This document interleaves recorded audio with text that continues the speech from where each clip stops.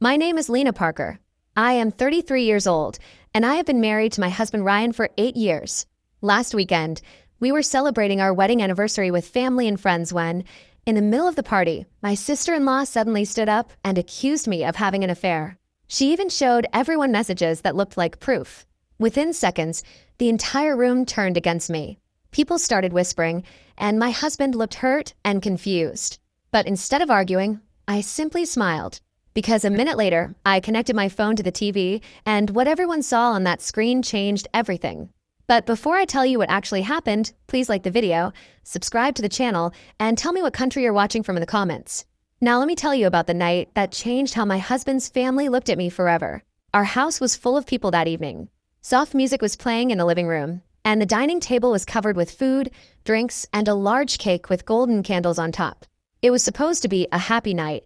My husband Ryan and I were celebrating our 8th wedding anniversary. Friends were laughing, glasses were clinking, and someone was telling a funny story near the kitchen.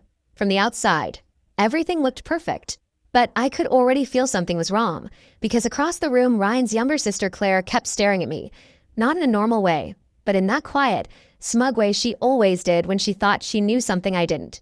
Claire and I had never been close. From the day Ryan first introduced me to his family, she made it clear she didn't like me.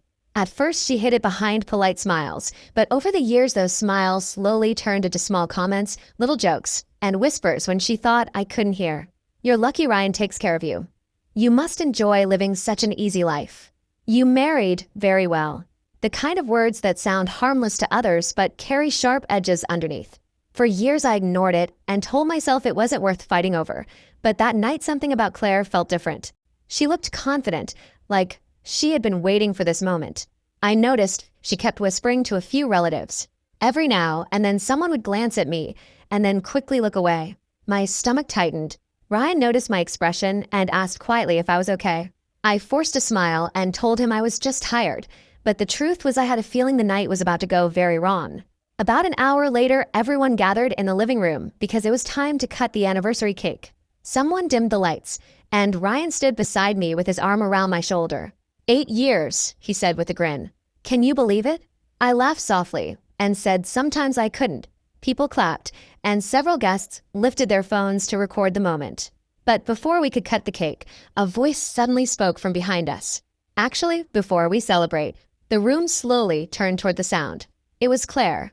She was standing near the dining table holding her phone, and she was smiling.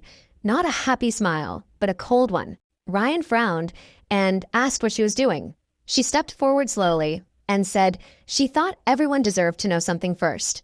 The room became quiet, and a few guests exchanged confused looks. Ryan sighed and told her it wasn't the time, but she interrupted him. Then she turned toward the guests and said she hadn't wanted to do this tonight, but her brother deserved the truth. My heart started beating faster because I knew exactly where this was going. Claire lifted her phone and said, "And the truth is," then she looked directly at me. "Your perfect wife has been having an affair." The room exploded into whispers. People looked at each other in disbelief. Some asked if they had heard correctly. Ryan's arm slowly slipped from my shoulder as he stared at Claire in shock and asked what she was talking about.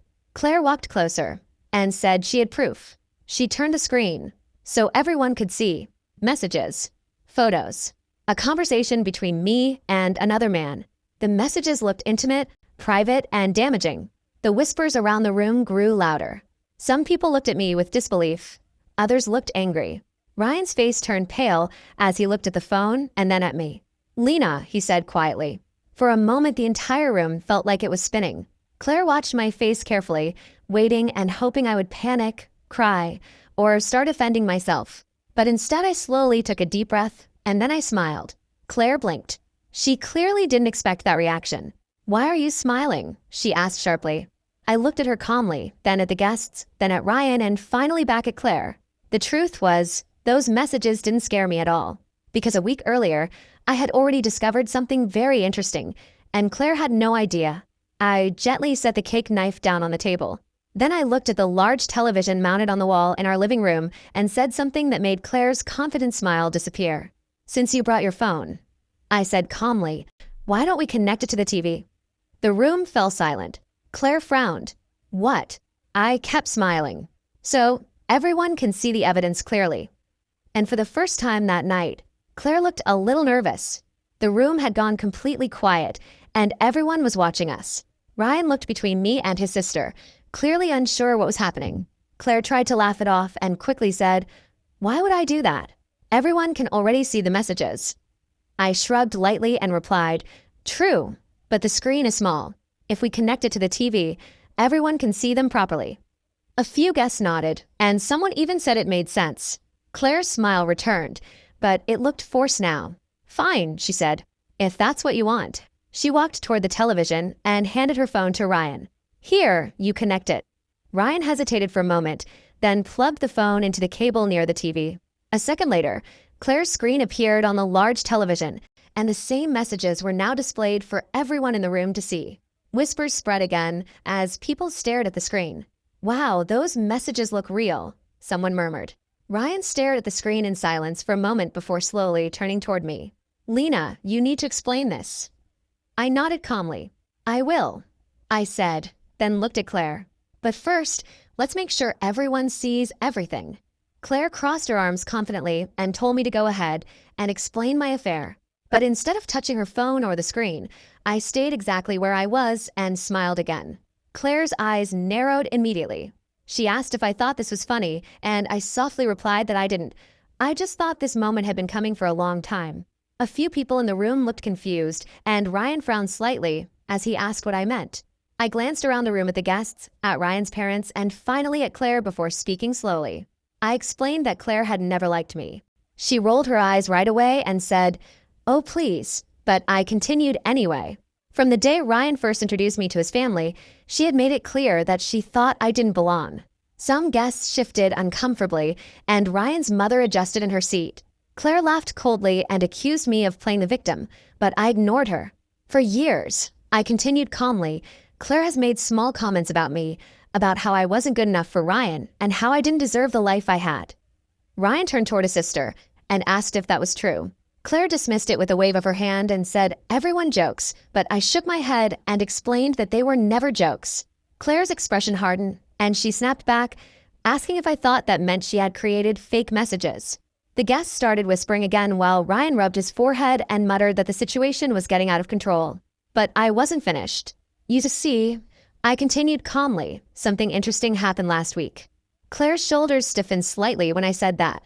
I explained that I had received a strange notification on my phone, a security alert saying someone had tried to log into my accounts from another device. A few guests looked surprised, but Claire quickly interrupted, saying people receive alerts like that all the time and that it didn't mean anything. I nodded slowly and agreed that most of the time it didn't. The room stayed quiet as everyone listened carefully. Then I added that this time the alert also showed the location of the device. Claire's fingers tightened slightly around her phone, and Ryan immediately noticed the movement. He looked at her and slowly said her name. Claire forced a laugh and sarcastically asked if I was now accusing her of hacking my phone. Instead of answering her directly, I walked slowly toward the television. The messages, the fake conversation, and the supposed affair were still displayed on the screen. I turned back toward the guests and explained that when I saw that alert, I decided to look a little deeper. Claire suddenly looked tense, and the confidence she had earlier was beginning to crack. Ryan noticed it too and looked between us again before asking quietly what I was trying to say. I took a slow breath and looked directly at Claire. "I'm saying those messages didn't surprise me." For a moment Claire's face went pale, but she quickly snapped back and insisted that they were real. I shook my head calmly. The room felt completely frozen. Ryan stared at me and asked what they were if they weren't real. I smiled again and said they were something very interesting. Claire suddenly stepped forward and told Ryan not to listen to me because I was trying to confuse everyone. But Ryan didn't move. He was staring at me now, waiting. The entire room waited. And finally, I said the words Claire had been afraid to hear all night. I explained slowly that those messages had been created from the same device that had tried to break into my phone. Claire's breath caught instantly, and someone in the room whispered in shock. Ryan slowly turned toward his sister. His voice was quiet but heavy as he looked at her and asked, "Claire, what did you do?" For a moment, Claire didn't answer. She just stared at me. Then she suddenly laughed, a sharp, forced laugh. "Oh my God," she said. "You're actually trying to blame me now?" She looked around the room, clearly hoping someone would support her. "Listen to her," Claire continued loudly. She gets caught cheating and suddenly it's my fault. But no one laughed with her. The guests were silent, and Ryan was still staring at her, waiting. Claire shifted uncomfortably and tried again. "Ryan, come on," she said. "You know I would never do something like that." I stepped closer to the television. "Then this should be easy to explain," I said calmly. Claire frowned. "What are you talking about?" I picked up the small remote beside the TV. "Last week, after I got that security alert," I explained, "I asked a friend to help me check where it came from." Claire's eyes widened for just a second. She tried to hide it, but I saw it. "And do you know what we found?" I continued. Ryan slowly shook his head. "What?" I pressed a button on the remote. The screen changed. The fake messages disappeared, replaced by a different page on the television, a simple report with lines of information, dates, and login records. Then everyone in the room noticed one small line that made the entire space fall silent. Device location: Claire Mitchell's laptop. Claire's face went completely white. The room exploded with whispers as people leaned forward to read the screen. "What? Did you see that? That says Claire's computer." Ryan looked at the television, then slowly turned toward his sister. "Claire," his voice sounded completely different now. "What is this?" Claire shook her head quickly. "This is fake," she said. She made it up, but her voice was shaking. I stayed calm. "Actually," I said, "that report was created by a digital security company." Claire swallowed hard. Ryan pointed at the screen again. "Then why does it say your laptop?" Claire looked desperate now. I don't know. Maybe someone used my computer." The guests were staring at her, and Ryan looked like he didn't even recognize his own sister anymore. But I wasn't finished yet. I took another slow breath. "Claire didn't just try to hack my accounts," I said quietly. Claire froze. She knew what was coming next. Ryan frowned slightly. "What do you mean?" I looked directly at Claire. "Those fake messages were created 2 days after something else happened." Claire whispered under her breath. "Stop." But I kept going. 2 days after I discovered money missing from the family business account. Ryan blinked in confusion. "What?" Claire's voice suddenly rose. "That's not true." I pressed another button on the remote. The screen changed again. This time it showed bank statements, several transfers moving money out of the family business account. Each one was connected to the same name, Claire Mitchell. The room fell into stunned silence. Ryan stared at the screen like he couldn't breathe, while his mother covered her mouth in shock. "Claire?" she whispered. Claire looked around the room wildly. "You don't understand," she shouted. But Ryan finally spoke. His voice was quiet, but heavy. "How much?" Claire didn't answer. Ryan's tone became harder. "How much money did you take?" Claire's shoulders began shaking. "A few transfers," she said weakly. I spoke calmly. "It was over $80,000. Gasps spread through the room. Ryan closed his eyes for a moment, then looked at his sister again. "So you stole from the family business," he said slowly. "And when Lena found out, you tried to destroy her marriage." Claire's face twisted with anger. "I did it for you," she yelled. Ryan looked stunned. "For me?" "Yes," Claire shouted.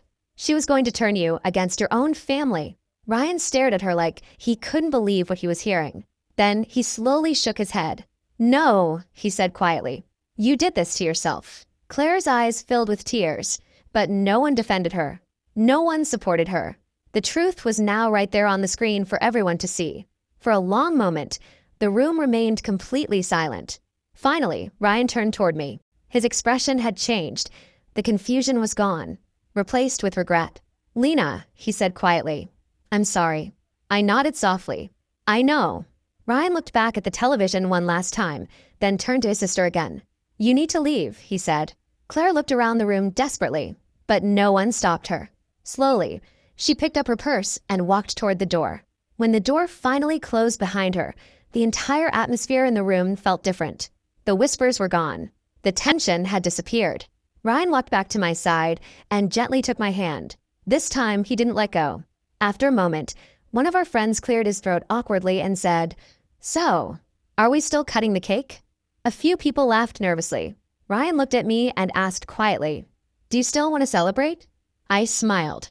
"Yes," I said, because that night wasn't just our anniversary anymore. It was the night the truth finally came out, and the person who tried to destroy my life ended up exposing herself in front of everyone.